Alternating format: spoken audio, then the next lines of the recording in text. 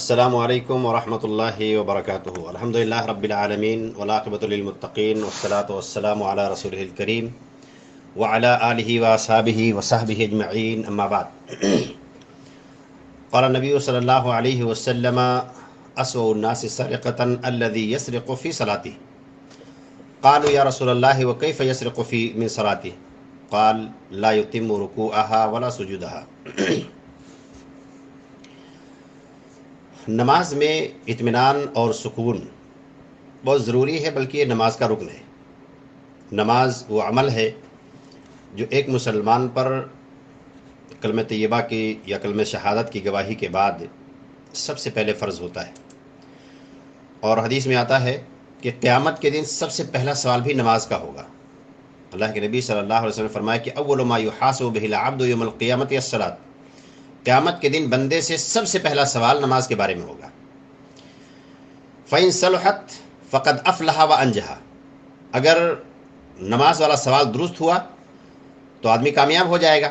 وَإِن فَسَدَتْ فَقَدْ خَابَ وَخَسِرَ، اور اگر نماز والا سوال اس کا غلط ہو گیا تو ایسا آدمی نقصان میں رہے گا اور گھاٹے میں رہے گا۔ تو نماز کے تعلق سے ہمیں بہت ہی متنبہ رہنے کی ضرورت ہے کہ ہم جو نماز پڑھ رہے ہیں وہ ہماری نماز اللہ کے رسول صلی اللہ علیہ وسلم کے بتائے ہوئے طریقے پر ہو رہی ہے نہیں ہو رہی ہے۔ نماز میں کہیں ہم کوئی ایسی غلطی اور کوئی ایسی خامی تو نہیں کر رہے ہیں کہ جس کی بنیاد پر ہماری نماز ہی نہ ہو رہی ہو۔ اور نماز کا ایک بہت خاص اہتمام کرنا چاہیے۔ بہت سارے لوگ، بلکہ بیشتر لوگ ایسے ہوتے ہیں جو نماز کو وہ اہمیت نہیں دیتے ہیں اور نماز کا اتنا اہتمام نہیں کرتے ہیں جتنا اس کا اہتمام ہونا چاہیے۔ ایسا بالکل نہیں کرنا ہے۔ نماز سب سے پہلا جو فریضہ ہے وہ نماز کا فریضہ ہے، اور نماز ایک مسلمان پر ہر حال میں فرض ہے۔ بالغ ہونے کے بعد جب تک اس کا انتقال نہ ہو جائے، ہوش و حواس میں ہے، تو نماز فرض ہے، اس کے لیے کوئی کنڈیشن نہیں ہے۔ دین کے جو باقی ارکان ہیں، زکوٰۃ دینا، روزے رکھنا، حج کرنا، اس کے لیے کنڈیشن اور شرائط ہیں، لیکن نماز کے لیے کوئی شرط نہیں ہے۔ بس مسلمان ہونا ضروری ہے، اور بالغ ہو جائے تو نماز فرض ہو جاتا ہے۔ اچھا، بلوغت کے بعد ہی نماز فرض ہے، جو حدیث میں آتا ہے کہ 7 سال کے ہو جائیں تو نماز پڑھنے کا حکم دو، اور 10 سال کے ہو جائیں تو نماز چھوڑنے پر ان کو مارو۔ تو یہ عادت دلانے کے لیے ہے، تنبیہ کے لیے ہے، تاکہ آئندہ چل کر کے ان کی عادت بن جائے اور نماز کی پابندی کریں۔ ایسا نہیں ہے کہ 10 سال میں نماز فرض ہو جاتا ہے اس لیے مارنے کا حکم ہے۔ 10 سال میں نماز فرض نہیں ہوتا ہے، بلوغت کے بعد نماز فرض ہوتا ہے۔ جب لڑکا یا لڑکی بالغ ہو جائیں تو ان کے اوپر نماز فرض ہو جاتا ہے۔ تو نماز جب ہم پڑھیں تو نماز میں اطمینان اور سکون یہ بہت ضروری چیز ہے۔ اللہ کے رسول صلی اللہ علیہ وسلم نے ایک بار ایک آدمی کو دیکھا مسجد میں آ کر کے نماز پڑھا۔ بخاری کی روایت ہے، ابو ہریرہ رضی اللہ تعالیٰ عنہ کہتے ہیں کہ ان رجلا دخل المسجد ورسول اللہ صلی اللہ علیہ وسلم فی المسجد، ایک آدمی مسجد میں داخل ہوا اور اللہ کے رسول صلی اللہ علیہ وسلم بھی مسجد میں تھے۔ فصلی، وہ آدمی آیا اور نمازیں پڑھی۔ ثم جاء الى رسول اللہ صلی اللہ علیہ وسلم فسلم فرد رسول اللہ صلی اللہ علیہ وسلم، وہ آدمی نماز پڑھ کر کے اللہ کے رسول صلی اللہ علیہ وسلم کے پاس آیا، سلام کیا، اللہ کے رسول صلی اللہ علیہ وسلم نے اس کے سلام کا جواب دیا، اور سلام کا جواب دینے کے بعد کہا ارجع فصلی فانک لم تصلی، کہا جاؤ تم دوبارہ نماز پڑھ کر کے آؤ، تم نے نماز ہی نہیں پڑھی ہے، تم نے نماز ہی نہیں پڑھی ہے۔ تو وہ آدمی گیا اور دوبارہ نماز پڑھ کر کے آیا اللہ کے رسول صلی اللہ علیہ وسلم کے پاس، اور پھر آپ سے سلام کیا، آپ نے اس کے سلام کا جواب دیا، اور پھر کہا ارجع فصلی فانک لم تصلی، جاؤ تم نماز پڑھ کر کے آؤ، تم نے نماز نہیں پڑھی ہے۔ ففعل ذلك 3 مرات، اس طرح سے 3 بار کہا، اور 3 بار یہ معاملہ ہوا۔ اللہ کے رسول صلی اللہ علیہ وسلم نے اس کو 3 بار لوٹایا۔ جب تیسری بار پڑھ کر کے آیا تو اس آدمی نے اللہ کے رسول صلی اللہ علیہ وسلم سے معذرت کر لی، اور اس نے کہا کہ والذی بعثک بالحق، قسم ہے اس ذات کی جس نے آپ کو حق کے ساتھ بھیجا ہے، ما احسن غیر ھذا فعلمنی، کہ اللہ کے رسول صلی اللہ علیہ وسلم میں اس سے اچھی نماز نہیں پڑھ سکتا ہوں، آپ ہمیں نماز پڑھنا بتائیں، سکھائیں ہمیں نماز ہم کیسے پڑھیں۔ تو اللہ کے رسول صلی اللہ علیہ وسلم نے نماز پڑھنے کا طریقہ بتایا اور کہا اذا قمت الى الصلاۃ فکبر، جب نماز کے لیے تم کھڑے ہو تو تکبیر کہو، اور اسی تکبیر کو تکبیر تحریمہ کہتے ہیں۔ تکبیر تحریمہ کہہ کے آدمی نماز میں داخل ہو جاتا ہے اور باقی ساری چیزیں اس کے لیے حرام ہو جاتی ہیں۔ تو اللہ کے رسول صلی اللہ علیہ وسلم فرمایا کہ فَإِذَا قُمْتَ إِلَى الصَّلَاةِ فَكَبِّرْ، جب تم نماز کے لیے کھڑے ہو تو تکبیر کہو۔ ثُمَّ اقْرَأْ مَا تَيَسَّرَ مَعَكَ مِنَ الْقُرْآنِ، اور پھر قرآن میں سے جو تمہیں آتا ہو اس کو پڑھو۔ ثُمَّ ارْكَعْ حَتَّى تَطْمَئِنَّ رَاكِعًا، اور پھر اس کے بعد رکوع میں جاؤ اور اطمینان سے رکوع میں جاؤ۔ ثُمَّ ارْفَعْ حَتَّى تَعْتَدِلَ قَائِمًا، اور پھر تم کھڑے ہو جاؤ اور بالکل قاعدے سے کھڑے ہو جاؤ. اسے کھڑے ہونے کی پوری پوزیشن ہوتی ہے, اچھے سے کھڑے ہو جاؤ. ایسا نہیں کہ بہت سارے لوگ ہوتے ہیں تھوڑا سا جھکے رہتے ہیں اور سجدے میں گر جاتے ہیں. ثم مسجد حتی تطمئن ساجدا, اور پھر سجدہ کرو اور اطمینان سے سجدہ کرو. ثم اصنع ذلک فی صلاتک کلھا, اور اسی طرح سے اپنی پوری نماز ادا کرو. پوری نماز اسی طرح سے پڑھنے کے لیے اللہ کے رسول صلی اللہ علیہ وسلم نے بتایا ہے. تو اس طرح سے پوری نماز پڑھ کر کے آدمی کو اپنی نماز ختم کرنی چاہیے بالکل اطمینان کے ساتھ, سکون کے ساتھ. اور جتنے بھی ارکان ہیں, رکوع ہے, سجدے ہیں اور قیام ہے, ان کو قاعدے سے ادا کرنا ہے. اگر کوئی آدمی رکوع سے قاعدے سے اٹھے نہ اور پھر سجدے میں چلا جائے, یا ایک سجدے سے آدمی اٹھ نہیں رہا ہے اور دوبارہ سجدے میں چلا جا رہا ہے, تو یہ گویا اطمینان اور سکون اس کی نماز سے غائب ہے. اور ایسی صورت میں اللہ کے رسول صلی اللہ علیہ وسلم فرمایا ہے, ارجع فصلی فإنک لم تصلی, جاؤ نماز پڑھ کر کے آؤ, تم نے نماز ہی نہیں پڑھی ہے. تو اللہ کے رسول صلی اللہ علیہ وسلم فرمایا کہ اسوأ الناس سرقۃ الذی یسرق من صلاته, یہ چوری ہے. آپ صلی اللہ علیہ وسلم فرمایا کہ سب سے بدترین چوری, سب سے بری چوری وہ ہے جو آدمی نماز میں چوری کرتا ہے. قالوا یا رسول اللہ وکیف یسرق من صلاته, لوگوں نے سوال کیا اللہ کے رسول صلی اللہ علیہ وسلم, یہ نماز کی چوری کیسے ہے؟ نماز میں کوئی آدمی کیسے چوری کر سکتا ہے؟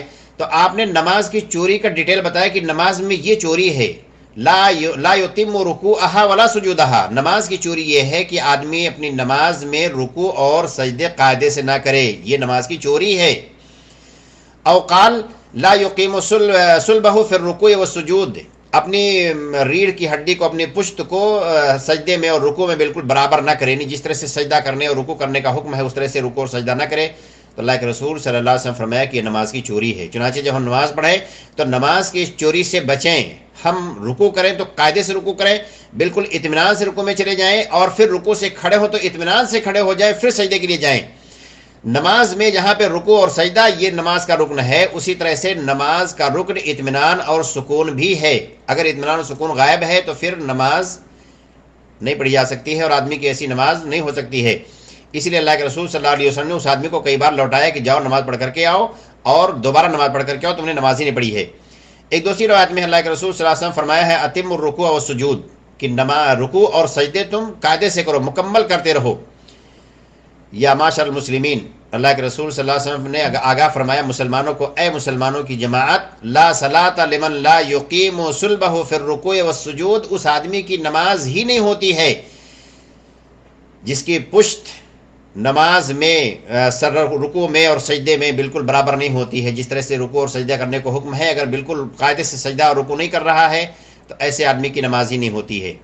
رکوع میں آدمی کی نگاہ اس کے سجدے کی جگہ پر یا پیر پہ ہونی چاہیے, اور پیٹھ بالکل برابر ہونی چاہیے, ہاتھ بالکل ٹائٹ اور گھٹنوں پہ ہونا چاہیے. کچھ لوگ اتنا زیادہ خشوع اور خضوع میں چلے جاتے ہیں کہ ہاتھوں کو کوہنیوں سے توڑ کر کے اور بہت زیادہ جھک جاتے ہیں, ایسا بھی نہیں ہونا چاہیے. اور کچھ لوگ بہت کم جھکتے ہیں کہ جیسے تھوڑا سا کھڑے ہونے کی پوزیشن میں رہتے ہیں. یہ دونوں نہیں ہونا چاہیے, بالکل پیٹھ برابر ہونی چاہیے, اور یہ رکوع کرنے کا صحیح طریقہ ہے. سجدے کے بارے میں ایک صحابی نے فرمایا لیکن اللہ کے رسول صلی اللہ علیہ وسلم نے ہمیں 7 ہڈیوں پر سجدہ کرنے کا حکم دیا ہے. تو سجدے میں 7 ہڈیاں, آدمی کی پیشانی اور ناک یہ ایک مانا جاتا ہے, دونوں ہتھیلیاں, دونوں گھٹنے اور دونوں پیر کے پنجے, اتنی چیزیں زمین پر رہنا ضروری ہے.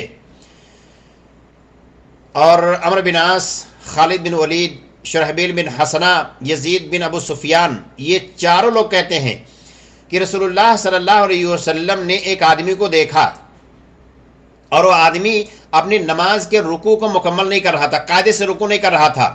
وَيَنْقُرُ فِي سُجُودِهِ وَلَا يُصَلِّي, اور سجدے میں جیسے چونچ مار رہا ہو, جیسے پرندہ چونچ مارتا ہے, فٹ سے منہ کو زمین پہ مار کے دانا اٹھا لیتا ہے اور منہ کو اٹھا لیتا ہے, اسی طرح سے وہ آدمی جلدی جلدی سجدے کر رہا تھا. ابھی سجدے میں گیا بھی نہیں کہ وہ سر اٹھا لیتا ہے. ایسے بہت سارے لوگ نماز پڑھتے ہیں. تو اس کی تشبیہ دی گئی ہے وَيَنْقُرُ فِي سُجُودِهِ, کہ اپنے سجدے میں وہ چونچ مار رہا ہوتا ہے. فقال, تو اللہ کے رسول صلی اللہ علیہ وسلم نے اس آدمی کے بارے میں کہا, دیکھیے آگاہ ہونے کی ضرورت ہے, جو آدمی جلدی جلدی نماز پڑھتے ہیں اور رکوع اور سجدے قاعدے سے نہیں کرتے ہیں.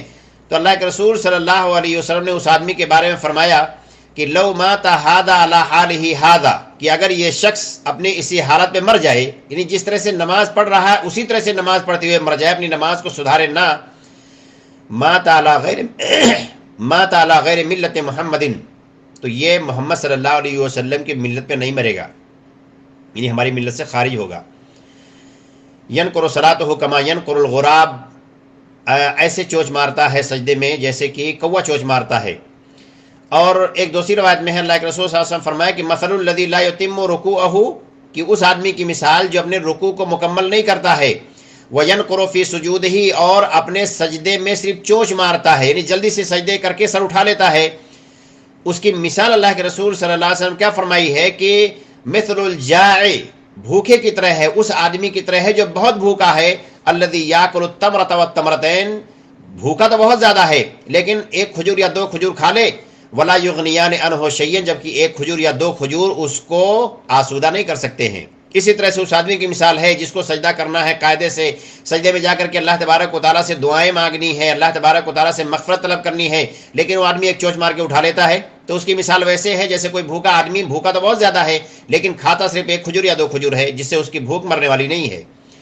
ایک دوسری روایت میں ہے، ابو ہریرہ رضی اللہ تعالیٰ عنہ کہتے ہیں کہ امرنی رسول اللہ صلی اللہ علیہ وسلم بثلاث ونہانی عن ثلاث، کہ اللہ کے رسول صلی اللہ علیہ وسلم نے مجھے 3 کاموں کا حکم دیا اور 3 کاموں سے منع کیا، تو جن کاموں سے منع کیا اس کا تذکرہ میں کر رہا ہوں۔ کہتے ہیں نہانی ان نقرۃ کنقرۃ الدیک، اللہ کے رسول صلی اللہ علیہ وسلم نے ہمیں جیسے مرغا چونچ مارتا ہے زمین پہ دانہ چگنے کے لیے، اس طرح سے چونچ مارنے سے منع کیا، یعنی جلدی جلدی سجدہ کرنے سے منع کیا۔ آدمی کا سر ابھی زمین پہ ٹکا بھی نہیں کہ اٹھا لیتا ہے، اس طرح سے سجدہ کرنے سے منع کیا۔ وَإِقْعَاءِ الْقَلْبِ، اور کتے کی طرح سے بیٹھنے سے منع کیا گیا۔ نماز میں بہت سارے کام ایسے ہیں جن کی مثال کتوں سے یا جانوروں سے دی گئی ہے، تو ان میں سے ایک مثال یہ بھی ہے کہ جب آدمی بیٹھتا ہے، جیسے جمعہ کی نماز میں بہت سارے لوگ بیٹھنے جاتے ہیں تو کافی دیر تک بیٹھے رہتے ہیں، تو اپنے بیٹھ جاتے ہیں اور پیر کو کھڑا کر کے ہاتھ سے باندھ لیتے ہیں، اس طرح سے بیٹھنے سے منع کیا گیا ہے۔ وہ التفات کا التفات الثعلب، اور لومڑی کی طرح سے ادھر ادھر دیکھنے سے منع کیا گیا، تو 3 کاموں سے منع کیا گیا ہے۔ تو جلدی جلدی نماز پڑھنے سے، جلدی جلدی سجدہ کرنے سے، اور ایسے سجدہ کرنے سے کہ آدمی کا سر زمین پہ ابھی ٹکے نہ کہ اٹھا لے، دعائیں نہ پڑھ پائے کہ اٹھا لے، اس طرح سے منع کیا اللہ کے رسول صلی اللہ علیہ وسلم نے، اور آدمی کی نماز نہیں ہوتی ہے۔ بخاری کی روایت ہے، اللہ کے رسول صلی اللہ علیہ وسلم نے نماز کی اہمیت دیکھیں کہ اللہ کے رسول صلی اللہ علیہ وسلم نے نماز کے تعلق سے کتنی باریک باریک باتیں لوگوں کو بتائی ہیں کہ لوگ اس تعلق سے بالکل متنبہ رہیں۔ بھئی فون آتا رہتا ہے کس کا یار اس میں؟ ہاں، تو بخاری کی روایت ہے، اللہ کے رسول صلی اللہ علیہ وسلم نے فرمایا کہ لا ينظر اللہ عز وجل الى صلاة عبد لا يقیم فیہا صلبہ بین رکوعہا و سجودہا، کہ اللہ تبارک و تعالیٰ اس آدمی کی نماز کو دیکھے گا ہی نہیں، یعنی اس کی نماز کی گنتی نہیں ہوگی جو آدمی رکوع اور سجدے قاعدے سے نہیں کرتا ہے۔ رکوع اور سجدہ قاعدے سے نہیں کر رہا ہے آدمی، جتنی بھی نمازیں پڑھ لے، بخاری کی روایت اللہ کے رسول صلی اللہ علیہ وسلم فرمایا لا ينظر اللہ عز وجل الى صلاة عبد، اس آدمی کی نماز کو اللہ دیکھے گا بھی نہیں، تو اس نماز کی گنتی نہیں ہونے والی ہے جو نماز آدمی رکوع اور سجدے قاعدے سے نہ کرے اور جلدی جلدی نمازیں پڑھ لے رہا ہے۔ چنانچہ نماز جب آدمی پڑھے تو اطمینان کے ساتھ پڑھے، سکون کے ساتھ پڑھے، اور دل لگا کر کے پڑھنا چاہیے، دل لگا کر کے پڑھنا چاہیے۔ کتنے لوگ، بلکہ بسا اوقات معاملہ ایسا ہوتا ہے کہ آدمی نمازیں پڑھتا ہے اور اس کو خود پتہ نہیں ہوتا ہے کہ ہم کیا کر رہے ہوتے ہیں۔ تو نماز جب آدمی پڑھے تو دل لگا کر کے پڑھنا چاہیے، ہم کیا پڑھ رہے ہیں، کس پوزیشن میں ہیں، ہمیں یہاں کون سی دعائیں کرنی ہے، دل لگا کر کے اللہ تبارک و تعالیٰ سے بندہ دعائیں کرے۔ عائشہ رضی اللہ تعالیٰ عنہ فرماتی ہیں کہ رسول اللہ صلی اللہ علیہ وسلم کی نماز کے بارے میں کہتے ہیں کہ اذا رفع راسہ من الرکوع لم یسجد حتی یستوی قائما، اللہ کے رسول صلی اللہ علیہ وسلم جب رکوع سے سر اٹھاتے تھے تو سجدہ اس وقت تک نہیں کرتے تھے جب تک کہ آپ قاعدے سے کھڑے نہ ہو جائیں، یعنی رکوع سے اٹھتے تو قاعدے سے سیدھا کھڑے ہو جاتے تھے بالکل۔ وکانا اذا رفع راسہ من السجدۃ، اور جب سجدے سے سر اٹھاتے لم یسجد حتی یستوی جالسا، تو دوسرے سجدے میں نہیں جاتے یہاں تک کہ قاعدے سے بیٹھ نہ جاتے تھے۔ تو آدمی ایک سجدے سے جب اٹھے تو دوسرے سجدے میں جانے سے پہلے قاعدے سے اطمینان سے بیٹھ جائے اور بیٹھنے کے بعد پھر دوبارہ دوسرا سجدہ کرے۔ ایسا نہیں، بہت سارے لوگ آپ دیکھیں گے کہ سر کو زمین سے تھوڑا سا اٹھا کر کے دوسرے سجدے میں گر جاتے ہیں، یہ اطمینان اور طمانینت کے خلاف ہے۔ اللہ کے رسول صلی اللہ علیہ وسلم نے آگاہ فرمایا صلوا کما رأیتمونی اصلی، نماز ویسے پڑھو جیسے نماز مجھے پڑھتے ہوئے دیکھتے ہو۔ تو آدمی کی نماز اللہ تبارک و تعالیٰ کے یہاں وہی قبول ہونے والی ہے جو نماز نبوی ہے، جیسے اللہ کے رسول صلی اللہ علیہ وسلم نے پڑھ کر کے اپنے صحابہ کو دکھایا ہے، اور صحابہ کے ذریعے سے پھر پے در پے جو روات ہیں ان کے ذریعے سے ہم تک پہنچی ہے، ہمیں وہی نماز پڑھنی چاہیے، اور وہی نماز اللہ تبارک و تعالیٰ کے ہاں مقبول ہے۔ اگر ہر آدمی اپنی اپنی نماز بناتا گھومے اور ہر مذہب اور فرقے والے اپنی نماز بناتے گھومیں، اگر وہ نماز قرآن و حدیث کے خلاف ہے، جس چیز کا حکم حدیث میں دیا گیا ہے، جو طریقہ حدیث میں بتایا گیا ہے، اگر اس طریقے کے خلاف ہے تو آدمی اپنی خیر منائے، اپنے نماز کی خیر منائے۔ ایسی نماز اللہ تبارک و تعالیٰ کے یہاں قبول ہونے والی نہیں ہے جو نماز ہم رسول اللہ صلی اللہ علیہ وسلم کے طریقے سے ہٹ کر کے پڑھے۔ تو سب سے پہلی بات تو ہمیں نماز کا خاص اہتمام کرنا چاہیے۔ ایک مسلمان سے نماز کسی بھی حالت میں، بیمار ہے، صحت مند ہے، خوشی کا بہت ہی بڑا عالم ہے، پھر بھی نماز معاف نہیں ہے، اور غم کا پہاڑ ٹوٹ پڑا ہے پھر بھی نماز معاف نہیں ہے۔ ہر حال میں نماز پڑھنا ہی پڑھنا ہے، اور آدمی کے لیے کبھی کوئی بہانہ نہیں چل سکتا ہے کہ نماز نہیں پڑھ رہے ہیں۔ اور نماز پڑھنے کے لیے جیسے خود آدمی نماز پڑھتا ہے، اللہ تبارک و تعالیٰ نے قرآن کریم میں فرمایا ہے قوا انفسکم واہلیکم نارا، خود کو اور اپنے گھر والوں کو بھی جہنم سے بچانا ہے۔ بہت سارے گھرانے، بہت سارے لوگ ایسے مل جاتے ہیں، خود بڑے نمازی ہیں، بڑے پابندے صوم و صلات ہیں، لیکن گھر میں جو ان کے اہل و عیال ہے کوئی نمازی نہیں ہے، یا جب جس کی مرضی نماز پڑھ رہا ہے اور گھر والوں کی کوئی فکر نہیں ہوتی ہے۔ تو آدمی جہاں اپنی فکر کر رہا ہے وہاں اپنے گھر والوں کی فکر کرنی چاہیے۔ اور جو دعوت و تبلیغ کی ابتدا ہوتی ہے گھر والوں سے ہوتی ہے، اور نماز کی اہمیت کے لیے ہی اللہ کے رسول صلی اللہ علیہ وسلم نے جب حضرت معاذ بن جبل رضی اللہ تعالیٰ عنہ کو یمن گورنر بنا کر کے بھیجا تو انہیں نصیحت کی کہ آپ اہل کتاب کے پاس جا رہے ہیں تو سب سے پہلے انہیں کلمہ توحید کی دعوت دینا، مسلمان ہونے کی دعوت دینا۔ فَإِنْهُمْ أَطَاعُوكَ لِذَلِكَ، اگر اس بات کو مان لیں، مسلمان ہو جائیں، کلمہ شہادت پڑھ لیں، تو انہیں پھر اس کے بعد دوسرے نمبر پہ انہیں بتانا ان اللہ افترض علیہم 5 صلوات فی یوم ولیلہ، بتانا کہ اللہ تبارک و تعالیٰ نے دن اور رات میں کل 5 وقت کی نمازیں فرض کی ہیں۔ تو نماز کلمہ شہادہ کی گواہی دینے کے بعد سب سے پہلا فریضہ ہے، اور نماز چھوڑنا بہت بڑا جرم ہے، اور اتنا بڑا جرم ہے کہ جو قرآن میں اللہ تبارک و تعالیٰ نے جہنمیوں کے بارے میں ذکر کیا ہے کہ جب جنتی جنت میں جا کر کے جہنمیوں سے پوچھیں گے کہ ما سلککم فی سقر، کہ تم جہنم میں گئے کیسے، تو وہاں ان جہنمیوں کا تذکرہ ہے جو مومنین ہوں گے، مسلمان ہوں گے، لیکن اپنے بدعمالیوں کی بنا پر جہنم میں گئے ہوں گے۔ وہاں کفار و مشرکین کی بات نہیں ہو رہی ہے، اس لیے کہ ان کے جواب سے پتہ چل رہا ہے قالوا لم نک من المصلین، ہماری پہلی غلطی آدمی گنوائے گا، لم نک من المصلین، ہم نماز نہیں پڑھتے تھے، ولم نک نطعم المسکین، ہم مسکینوں کو کھانا نہیں کھلاتے تھے، وکنا نخوض مع الخائضین، اور بیٹھ کر کے ہم گپے لگایا کرتے تھے۔ تو یہ ساری کمیاں ہیں جن کمیوں سے آدمی اللہ تبارک و تعالیٰ کے ہاں نقصان اٹھانے والا ہے، جس میں سب سے بڑی کمی نماز کا چھوڑ دینا ہے، اور ایک مسلمان سے اس بات کا تصور کہ نماز چھوڑ رہا ہے سوچا بھی نہیں جا سکتا ہے۔ تو چنانچہ ایک مسلمان کو ہر حال میں نماز پڑھنا چاہیے، نماز چھوڑنے کے لیے اس کے پاس کوئی بہانہ نہیں ہے کہ آدمی نماز چھوڑے۔ اور جب آدمی نماز پڑھتا ہے تو ایک نماز سے دوسرے نماز کے بیچ میں جو گناہ صغیرہ ہوتے ہیں اللہ تبارک و تعالیٰ اس کو معاف کر دیتا ہے۔ اور اللہ کے رسول صلی اللہ علیہ وسلم نے ایک مثال بیان فرمائی، اپنے صحابہ سے پوچھا ارائیتم لو ان نہرا بباب احدکم یغتسل منہ کل یوم 5 مرات، اس آدمی کے بارے میں تمہاری کیا رائے ہے جس کے گھر کے سامنے سے ندی بہ رہی ہو، نہر بہ رہی ہو، اور اس میں وہ آدمی 5 بار غسل کرتا ہے، حل یبقی من درنہ شیء، کیا اس آدمی کے جسم پر کوئی میل کچیل گندگی باقی رہے گی؟ تو صحابہ نے فرمایا اللہ کے رسول صلی اللہ علیہ وسلم جو آدمی جن میں 5 بار غسل کرے اس کے جسم پر میل کچیل کا تو کوئی سوال نہیں۔ تو آپ نے فرمایا کہ یہی مثال نمازوں کی ہے، یمحو اللہ بہن الخطایا، اللہ تبارک و تعالیٰ نماز کے ذریعے سے خطاؤں کو، گناہوں کو معاف کرتا رہتا ہے۔ تو ایک تو ہماری بندگی ہو رہی ہے، اللہ کی اطاعت ہو رہی ہے، فرما برداری ہو رہی ہے، ہم اس سوال کی تیاری کر رہے ہیں جس کا قیامت کے دن سب سے پہلا پوچھا جانے والا ہے، اور ہمارے گناہ بھی معاف ہو رہے ہیں۔ تو آدمی خود نماز کی پابندی کرے، اپنے گھر میں اپنے اہل و عیال کو اور اپنے چھوٹے بچوں کو بھی نماز کا پابند بنائے، بچپن ہی سے انہیں اس بات کا عادی بنانا چاہیے تاکہ بڑے ہو کر کے انہیں کہنے کی ضرورت نہ پڑے بہت زیادہ۔ تو نماز کی پابندی کریں، اور نماز کی پابندی کے ساتھ ساتھ نماز کو اللہ کے رسول صلی اللہ علیہ وسلم کے بتائے ہوئے طریقے پر اطمینان اور سکون کے ساتھ پڑھیں تاکہ ہماری نماز قیامت کے دن ہمارے کام آ سکے اور اللہ تبارک و تعالیٰ کے ہاں ہم سرخرو ہو سکیں۔ اللہ تعالیٰ سے دعا ہے کہ اللہ العالمین ہمیں نماز قائم کرنے کی توفیق عطا فرمائے اور اطمینان و سکون کے ساتھ رسول اللہ صلی اللہ علیہ وسلم کے بتائے ہوئے طریقے پر نماز پڑھنے کی توفیق عطا فرمائے۔ آمین۔ السلام علیکم ورحمۃ اللہ وبرکاتہ۔